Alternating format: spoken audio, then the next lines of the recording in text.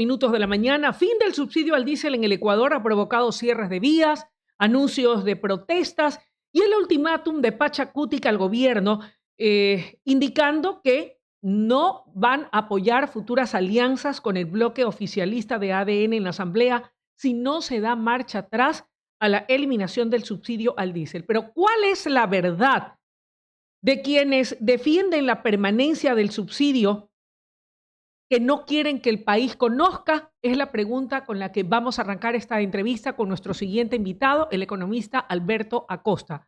Qué gusto que nos acompañe, Alberto. Buenos días y bienvenido. ¿Qué es lo que se esconde detrás de quienes defienden a rajatabla el retorno del subsidio al diésel? Muy buenos días, un gusto estar con ustedes. Hay que estar muy claro del subsidio al diésel y en general el subsidio a los combustibles es un subsidio perverso, es un subsidio regresivo. ¿Qué significa esto? Es que el grueso del subsidio va a las personas de más ingresos. Hay un estudio del Ministerio de la Producción de hace algunos años que estableció que más de la mitad del subsidio a los combustibles iba al 20% más rico de la población. Un absurdo. Y más absurdo aún que sean precisamente quienes dicen defender a grupos empobrecidos como son los indígenas y que quieren defender ese subsidio a los más ricos del país. Estamos hablando que son eran entre 1.500 y 2.000 millones de dólares que se destinaban a subsidiar a los más ricos del país. Eso es lo que están defendiendo ahora la CONAIE y otros grupos y no se dan cuenta que lo importante aquí es focalizar. Ese es el cambio histórico que está haciendo el gobierno en este momento, que es transformar un subsidio generalizado que beneficia más al que más consume, es decir, al que más tiene, y pasar hacia un subsidio focalizado que beneficie más al que menos tiene, al que realmente necesita, y el resto que pague un precio de mercado. En este contexto, y un poco para profundizar más acerca del porqué de la decisión del presidente Daniel Noboa, una decisión que obviamente tiene afines y detractores, como en todo tipo de decisiones. Habrá gente a favor y en contra. ¿Cuáles han sido las ventajas o los beneficios que ha ganado el país o que ha perdido el país durante los 50 años que ha permanecido vigente el subsidio a los combustibles? ¿Son más las ganancias que las pérdidas o viceversa? Bueno, el Ecuador ha despilfarrado su riqueza petrolera en 5 décadas. 5 décadas de subsidios generalizados a los combustibles, en los cuales el valor presente de lo que hemos perdido son más de 60.000 millones de dólares. 60.000 millones de dólares que si los hubiésemos usado sabiamente, si los hubiésemos usado, por ejemplo, para invertir en la educación de nuestros hijos, el Ecuador hubiese dejado de ser un país subdesarrollado hace muchísimos años. Pero preferimos alimentar vehículos a dedicar ese dinero a educación o a salud o a seguridad. Esas son esas decisiones erradas que realizan las naciones y en el caso ecuatoriano yo creo que nos ha salido muy cara esa decisión. Y con el tiempo, ojalá que ya las futuras generaciones cuando miren para atrás se den cuenta del momento histórico que fue este que estamos viviendo ahora, cuando finalmente acabamos con esa práctica nociva que lejos de beneficiar a los más vulnerables, fue un subsidio generalizado a los que más tenían. Un país pobre como el Ecuador subsidiando a quien más tiene. Uno de esos grandes absurdos y de esos errores históricos que este momento se está corrigiendo.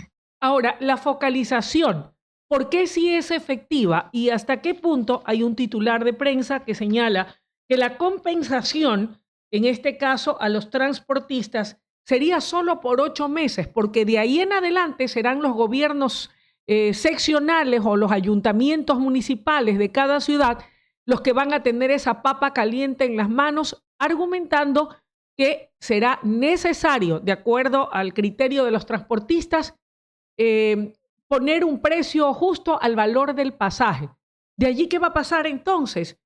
¿Será necesario hacerlo? Esa también es otra gran interrogante que tiene el pueblo, que como usted bien lo señala, estimado Alberto, ha sufrido las consecuencias de la farra, como usted lo titulaba, para acogerme a sus palabras, de la farra o el festín del subsidio a los combustibles durante 5 décadas. ¿Qué hacemos allí? ¿Cómo resolver ese problema? Porque ya hay voces de algunos alcaldes argumentando que ellos no van a subir el costo del pasaje.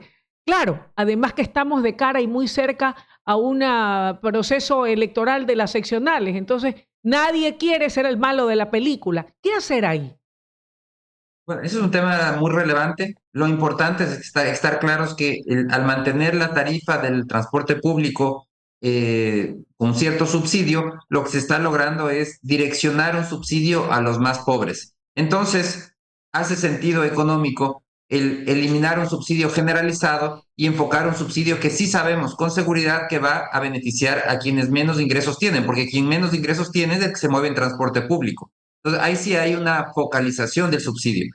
Esa decisión tendrá que hacerla el mismo gobierno cuando termine ese plazo, porque probablemente tenga que extender la medida, aceptar que exista un subsidio al transporte de personas, un subsidio que dure mucho más tiempo, para poder seguir garantizando que no se vean afectados esos ciudadanos. Entonces, probablemente que terminemos viendo eso, hay que verlo en su momento cuando se acerque esa fecha. No es una decisión que se va a tomar en este momento, pero eventualmente no me extrañaría que se busque mantener ese subsidio por más tiempo para evitar ese impacto o llegar a un punto intermedio en donde se mantiene el subsidio, pero se hace un pequeño ajuste en la tarifa, pero sigue habiendo un subsidio todavía en el transporte de personas. Me parece saludable. Ahora, Alberto, la sola decisión, para muchos valiente decisión, para otros condenable decisión, toda decisión, repito, va a generar adeptos y gente que está en contra de las decisiones de este o de cualquier otro gobierno. ¿Cómo hacemos para impedir que en este momento el presidente se ha visto orillado a tener que dictar estados de excepción en 7 provincias del país en virtud del cierre de importantes vías, en virtud de anunciadas protestas, como las que ya vivimos en el 2019 y en el 2022? ¿Cree usted que deberá el gobierno del presidente Noboa ceder ante las presiones y dar marcha atrás a la eliminación del subsidio al diésel? ¿O esto será temporal y el gobierno logrará, a través de una estrategia política acertada, consensuar y evitar que determinadas agrupaciones sociales o dirigentes provoquen el caos, atentando contra la libre movilidad de todos los ecuatorianos en las diferentes provincias del territorio nacional? Bueno, yo creo que el gobierno está teniendo bastante éxito con esta medida. Ha logrado desarticular la oposición. Es normal que haya oposición. Tenía que haber oposición, es imposible que no la haya. Pero el gobierno lo que ha hecho es, a través de sus compensaciones, ha logrado que una parte importante del transporte de personas, de los buceros, se unan a esta medida. Se han inscrito más de 1.600 transportistas para recibir las compensaciones. Las compensaciones van desde $400 hasta $1.000 al mes. De esa manera está dividida ya cualquier oposición y los grupos de oposición que existen son más bien puntuales. La CONAIE, que iba a ponerse a todo, eso no podíamos esperar otra cosa. Después, ciertos grupos de transportistas aislados, algunos que llaman la atención, por ejemplo, el transporte de carga, que salen a reclamar, cuando lo que tienen que hacer ellos simplemente es ajustar su precio, el precio de venta de su servicio, porque tienen costos distintos y tienen que tener un nuevo precio de mercado. No tienen por qué estar reclamando realmente. No hay precios políticos de por medio.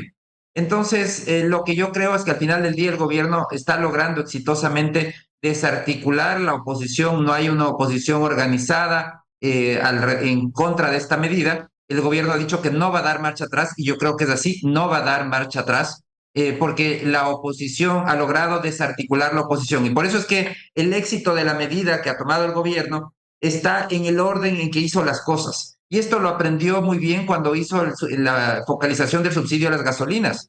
¿Qué es lo que empieza haciendo el gobierno? Empieza definiendo y negociando compensaciones. Ese es el punto de partida.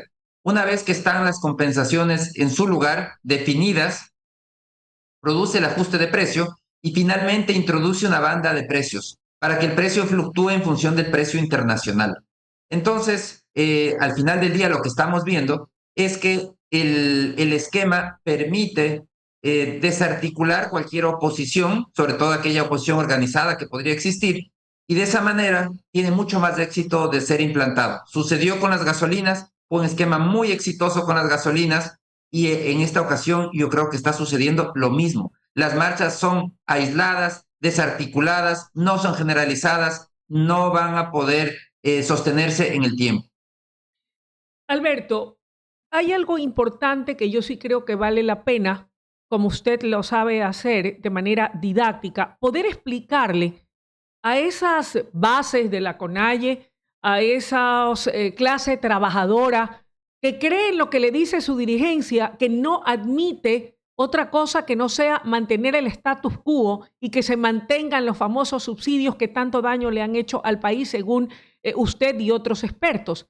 ¿Qué decirles respecto del porqué de la importancia de esta medida y de que realmente y a partir de qué momento y en qué plazos podrán ver a manos llenas las ventajas y beneficios de la eliminación de los subsidios a los combustibles, primero con las gasolinas, ahora con el diésel y, por qué no, a futuro, de manera correcta, en un futuro, no sé si a mediano o largo plazo, que se pueda focalizar exclusivamente también el tema del gas de uso doméstico, que todos sabemos también sale por las fronteras y es comercializado por los contrabandistas y quién sabe por quién más. Creo que dirigentes indígenas lo que deberían es cambiar la estrategia. No tienen que oponerse a que se acabe el subsidio a los ricos. Eso no es lo que ellos deberían defender. No tienen por qué defender el subsidio a los ricos. Tienen que defender subsidios a quienes representan, a su población. Entonces, ¿qué deberían estar exigiendo en este momento? Es que garantizar que la focalización les llegue a ellos. ¿Cómo? Va a haber un aumento, por ejemplo, en los beneficiarios del bono de desarrollo humano. Serán 55,000 nuevas familias beneficiarias. Bueno, deberían estar presionando para que eso de ahí llegue de una manera importante a la población indígena, que es una de las poblaciones más empobrecidas del país. Lo mismo tiene que ser con otros incentivos, los incentivos, por ejemplo, a la agricultura también, y que de esa manera lograr que parte de este ahorro que va a lograr el fisco, el presupuesto de subsidios del diésel es de 1.100 millones de dólares, con ese parte de ese ahorro, una parte se va a transformar en transferencias, en nuevos bonos, en nuevos beneficios. Bueno, que esa parte de transferencias y bonos y beneficios llegue a sus representados, que son poblaciones que tienen la motivación y tienen la necesidad de esas ayudas. Ese debería ser la batalla, la lucha, el caballo de lucha de los movimientos indígenas, en lugar de seguir defendiendo un subsidio a los más ricos que no hace ningún sentido, ni ninguna lógica, ni no tiene ninguna coherencia con su misma razón de existir como organizaciones gremiales.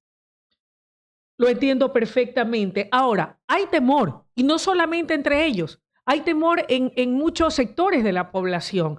Muchos están conscientes de la necesidad de ir hacia esa medida. Otros, en cambio, son pesimistas, escépticos y consideran que lo que se va a lograr con esto, y de hecho ya lo están viviendo en algunos mercados, y me voy a poner de ejemplo, estimado Alberto, más allá de que yo, en lo personal, y usted lo sabe, y lo voy a decir con convicción de causa, yo no soy economista, no soy experta, no soy analista política, pero de lo poco que he podido entender y comprender, coincido también en que ese subsidio ha sido, como usted bien lo llama, un subsidio perverso que ha traído consecuencias colaterales terribles para el país y nos mantiene empobrecidos. Sin embargo, déjeme decirle que el día domingo por la mañana yo fui al supermercado, voy a visitar algunos sitios, me voy a la plaza, al mercado, allí donde están las frutas frescas, las verduras, los mariscos, y luego voy al supermercado para comprar otros ciertos artículos que prefiero comprar allí. Y le puedo asegurar, en honor a la verdad, que todavía no habían ni los paros y ya las Marías habían recontraquetrepado los precios. Gasté en legumbres más de la cuenta con el mismo dinero con el que siempre compro legumbres y frutas, que normalmente gastaba unos 60 o 80 y gasté 120. Y el argumento es que lleve ahorita porque ya viene el paro y todo se va a disparar. O sea, todavía no comenzaban los paros, pero ya habían los especuladores haciendo de las suyas. Y esa es una realidad que sí le preocupa mucho al común denominador de la gente, que es verdad que las redes no son o deben ser un referente o termómetro de lo que pasa, porque hay infiltrados, hay hackers, hay de todo, hay trolls que se meten a hacer de las suyas y a comentar todo tipo de atropellos, como solamente ellos pueden hacerlo, para desacreditar en este caso al que toma las decisiones y a comunicadores como esta servidora que lo único que hacemos es informar y entrevistar para que sean ustedes los analistas, los expertos, los que den su opinión, más allá de que yo tengo la mía propia. Pero hay gente que comenta con preocupación eso. ¿Cómo hacer para evitar que situaciones como esas se presenten? ¿Es verdad que se va a disparar la inflación, de que los precios de los productos de la canasta básica van a subir por las nubes y que nadie tendrá acceso ni a la comida como consecuencia de esta medida? ¿O eso es algo que se puede evitar o son habladurías? Es un mito, es absolutamente falso eso de que va a haber una espiral inflacionaria. Ya nos dijeron con la gasolina, recordemos, o sea, no hay que, podemos recurrir a la teoría económica, pero veamos de la práctica. El año pasado se eliminó el subsidio a las gasolinas, junio del año pasado, y nos decían es que va a haber una espiral inflacionaria astronómica. ¿Qué pasó? Sí, se elevó la inflación en julio, al mes siguiente, se elevó a 1,57%, pero después empezó a descender. Entonces, ¿qué es lo que sucede? Es que los combustibles son solamente un insumo de la producción, solo uno, de muchos otros. Otro insumo de la producción es del trabajo, por ejemplo, lo que se paga en salarios. Y los salarios suben año a año y no se produce esa, esa espiral inflacionaria porque suben los salarios. Entonces vemos que este es solo un insumo y si hacemos cálculos y vemos, por ejemplo, un producto que va al mercado, el impacto que tiene el incremento en el costo del combustible en una libra de producto transportado al mercado no llega ni siquiera a una fracción de centavo de dólar por libra. Es decir, el justificativo por lado del diésel es minúsculo para incrementar. Lo que sí, por supuesto, la especulación que existe, el miedo, dicen va a haber paro, no van a venir alimentos, la gente comienza a comprar en exceso, digamos, comienza a comprar más para proveerse, porque dice, si no va a haber alimento, tengo que comprar para toda la semana, y eso produce un efecto natural de incremento de precios, pero ese incremento va a ser absolutamente disciplinado por la competencia, por el mismo mercado, una vez que desaparezca el miedo del paro, una vez que se hayan asumido todos los costos dentro de la cadena, lo que vamos a ver es que ese primer impacto de incremento de precios, que va a ser además un incremento moderado, va a pasar hacia una segunda etapa más bien de desaceleración en la inflación. Estimado Alberto, me queda claro. Ahora, se ha tomado una medida trascendental e importante según usted y otros expertos. ¿Qué más falta hacer en el país? ¿Cuáles son los otros problemas estructurales en la economía que distorsionan la realidad del Ecuador y que nos impiden avanzar? ¿Qué otras acciones concomitantes o paralelas a estas deberán tomarse más adelante y en qué plazos para lograr un crecimiento sostenido de la economía, lograr mejorar la calidad de vida de la gente, lograr que existan empleos suficientes para acabar con el desempleo, con el subempleo, lograr salud, seguridad, educación, para que la gente diga, ok, valió la pena todo este cambio que era importante porque no lográbamos ver la luz al final del túnel, pero ha valido la pena? El Ecuador tiene que seguir haciendo cambios de fondo, cambios estructurales. Por el lado del gasto, hay que seguir priorizando el gasto. Que el gasto llegue a quien lo necesita. Ese es el gran cambio. Abandonar ese gasto de mala calidad y abandonar el paradigma de más gasto es mejor y entender que más calidad del gasto es mejor. Necesitamos calidad. Y para poder generar más bienestar en la economía, necesitamos estos cambios estructurales que abran la puerta a la inversión. Necesitamos más inversión. Ese es el motor del crecimiento, del motor del empleo y del bienestar. ¿Qué hay que hacer? Lo primero es eliminar las barreras de entrada para la inversión en los mal llamados sectores estratégicos. Permitir inversión en todos los sectores, competencia en todos los sectores, incluso en los monopolios estatales. Terminar con esos monopolios y que haya competencia en todos los sectores sin excepciones.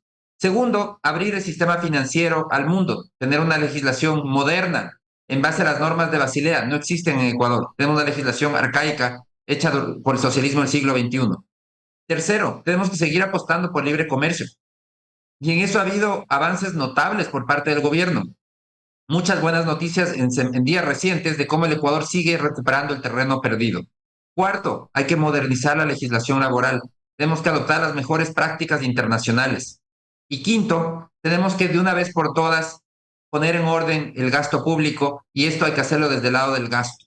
El gasto tiene que subir solamente si hay ingresos. No podemos seguir toda la vida en un ajuste eterno que nunca acaba. El ajuste fiscal tiene que acabar y la manera de acabar con el ajuste fiscal es poniendo de una vez por todas un límite al gasto. Alberto, muchas de esas medidas, las que citó primero, más allá del tema de la reducción del gasto, que creo que eso me imagino estará trabajándolo ya el equipo de gobierno a través de la fusión de los ministerios, de las secretarías. Usted ya lo ha dicho en innumerables ocasiones, poder salir de una vez por todas de esas empresas públicas que no significan ningún aporte ni crecimiento y que solamente son una carga para el Estado. Pero, por ejemplo, el abrir los sectores estratégicos para que sea la empresa privada o una empresa internacional con buenas cartas credenciales y se haga cargo de aquello que el Estado no ha podido hacerlo, depende de cambios profundos a esa Constitución de Montecristi. Pero tenemos un grave problema, pues la Corte Constitucional, que amparada en esa Constitución y por sentido común, no le va a decir pasen adelante y hagan todos los cambios porque hasta ellos perderían sus facultades. ¿Cómo le hacemos allí? Ese es un hueso duro de roer, dicen los expertos, no lo digo yo. Definitivamente el desafío es cambiar la Constitución. El rol de la Corte Constitucional es defender la Constitución vigente, pero la Constitución vigente es el origen de muchos de los problemas que estamos viviendo. Por eso es que lo que tenemos que hacer es cambiar esa Constitución. Es urgente reformas profundas. Lamentablemente el gobierno no se decidió por una asamblea constituyente. Eso hubiese sido lo ideal, tener una Constitución de cero, una Constitución alejada del socialismo del siglo XXI. Bueno, si no se logró hacer de esa manera, al menos que se introduzcan reformas también en materia económica importantes, porque las que se está intentando introducir son muchas reformas políticas, pero en tema económico todavía hay que hacer muchísimo más. Y estas reformas por el lado económico tienen que venir por el lado de abrir la puerta a la inversión. El Ecuador tiene que ser un lugar para invertir y eso tiene que ser cambiado en la misma Constitución. En la Constitución actualmente establece que la cuarta parte de la economía es un monopolio estatal. Es algo que ya ni a los comunistas chinos se les ocurriría poner una barbaridad de ese tipo. En el Ecuador se puso que amplios sectores de la economía, la cuarta parte, sea un monopolio estatal en donde el Estado es el que fija precios porque no existe mercado y en donde solo por excepción puede tolerar la participación privada. Por excepción, la inversión privada es una excepción. El resultado, por supuesto, es insuficiente inversión. En petróleo, caída libre en la producción. En electricidad, apagones masivos. En telecomunicaciones, la única empresa a la que se le ha dado permiso para desplegar la red 5G es la estatal, que no tiene ni los recursos ni los clientes. Nuevamente, atraso tecnológico. En minería, décadas de atraso frente a nuestros vecinos, Perú y Chile. Entonces, estos monopolios estatales son la garantía del subdesarrollo, tienen que ser eliminados a nivel constitucional.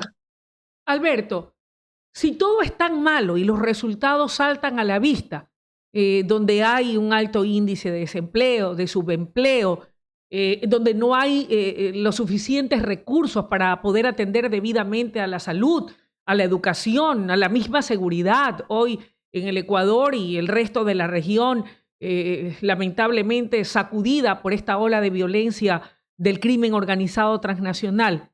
Si todo ha derivado en ello, ¿cómo poder comprender o entender que haya quienes defiendan que se mantenga todo lo que nos ha llevado precisamente a ese pozo profundo en donde no hay luz y no solamente oscuridad?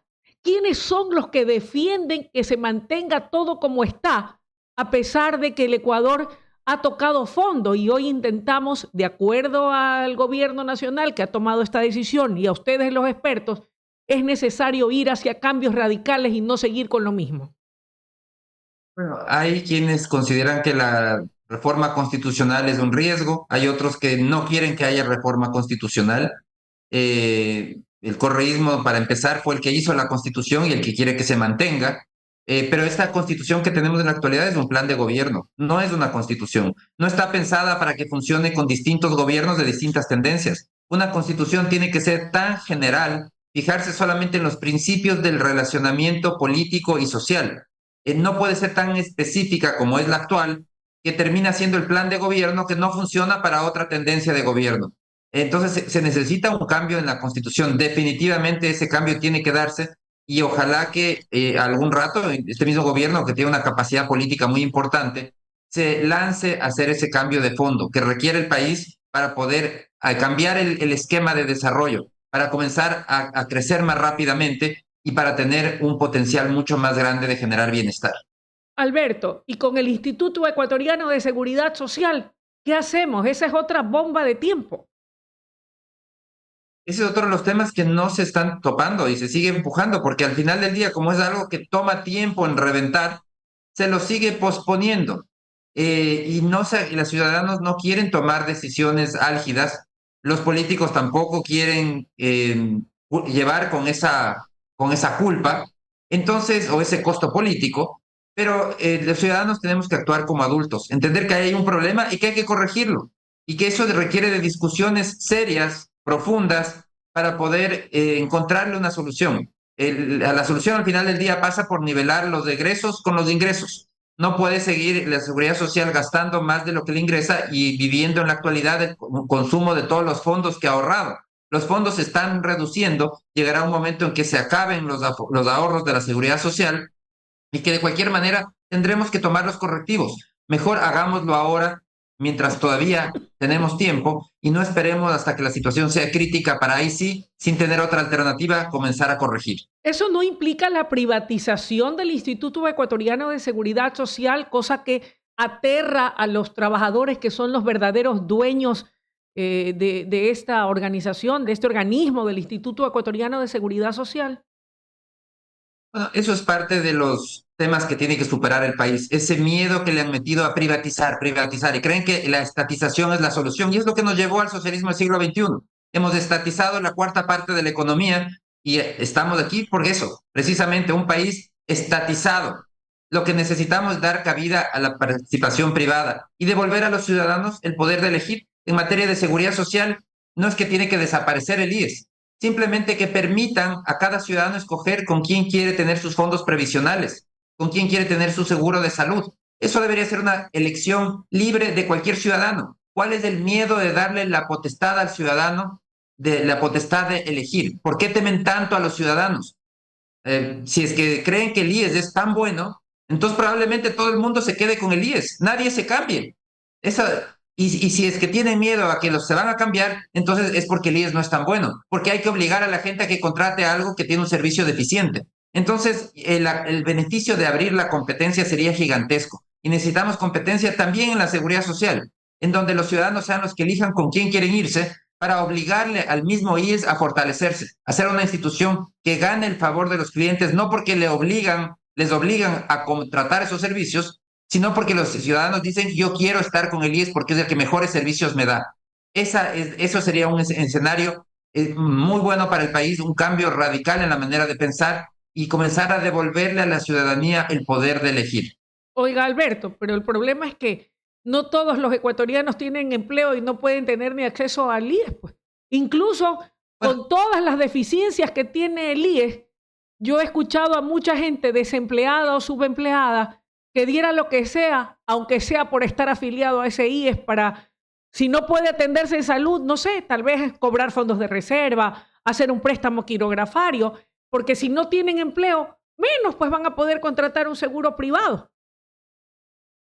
ese es un tema muy grave y es que la seguridad social al final del día es un club exclusivo. El IES es un club exclusivo. Es para un grupo pequeño de trabajadores. El grueso de trabajadores del Ecuador nunca estuvo afiliado al IES y nunca estará afiliado al IES, porque la informalidad es tan grande y lo lamentable es que el IES cada día demanda más recursos vía subsidio a la seguridad social. O sea, el Estado está destinando actualmente 3.000 millones de dólares al año para subsidiar la seguridad social, pero ese subsidio no llega a todos, llega a ese pequeño grupo de trabajadores formales que puede afiliarse al IES. La gran mayoría de trabajadores nunca va a estar afiliado ni lo estará en el futuro, y por eso es que es un subsidio que también tiene que ser limitado. No puede seguir el IES cada día consumiendo más liquidez, más subsidios del Estado, cuando ese subsidio no llega a todos y sobre todo no llega a los más vulnerables.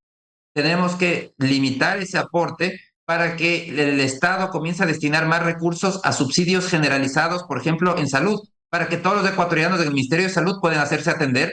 Hacia allá tienen que ir los recursos, porque eso no es solamente para un grupo pequeño de ecuatorianos, es para todo el mundo. Entonces, hacia allá tienen que fluir los recursos y hay que poner un límite de cuánto es ese subsidio del Estado, porque no puede ser que siga financiando cada vez más para un grupo. Eso implica menos recursos para salud, para educación en el Ministerio de Salud, etcétera. Y todo esto para financiar a un grupo que al final del día termina siendo un grupo pequeño. La mayoría de trabajadores no están afiliados y nunca lo van a estar. Entonces no están recibiendo ese subsidio y además reciben menos servicios por el otro lado porque el Estado cada vez tiene que destinar más recursos al IES. Estimado Alberto, nos hemos pasado 3 minutos, pero valió la pena. Quiero agradecerle, como siempre, la deferencia que tiene para con este espacio informativo, el noticiero de WQ Radio, y también para esta servidora. Gracias por sus valiosas opiniones. Seguramente más adelante estaremos conversando de otros temas de interés y de coyuntura para el país. Que tenga un buen día. Muchísimas gracias, siempre es un gusto. Gracias. Alberto Acosta, analista económico, analizando